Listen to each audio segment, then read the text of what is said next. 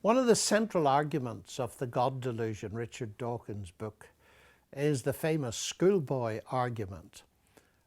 If we believe in a creator, we'll have to ask who created the creator. Now, the first point I would make about that is this. If you ask the question, who created God, you are thinking of created gods. Now, the ancient world knew all about created gods. Actually, we call them idols. And people don't believe in them usually nowadays.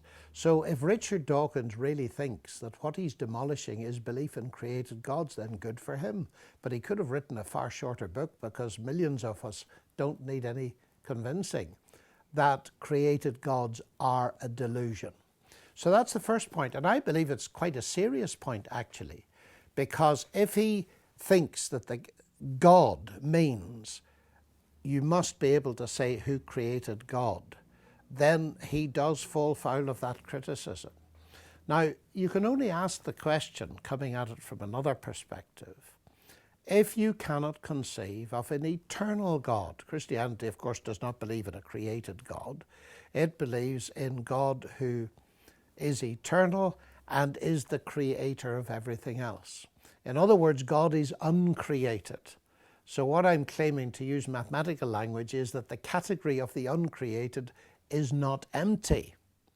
Now, it could be that Richard Dawkins has difficulty with the notion of the uncreated, although, and I'd like to know the answer to this, I don't know the answer to this, does he believe that matter and energy have existed forever? Because if he does, as many people do who are atheists, then they do believe in something eternal.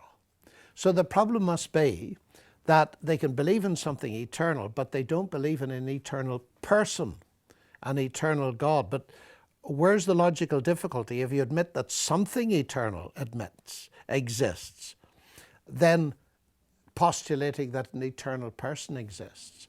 On the other hand, if they believe that matter and energy are finite, we can ask them their own question: who created that?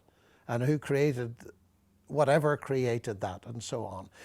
You have an infinite regress unless you can see that the buck must stop somewhere. And of course, the Christian doctrine is that God existed eternally, so that by definition, the creation buck, so to speak, stops there. So I really think that in a way, the game is given away by asking that question. Dawkins is thinking of created gods, which are a delusion.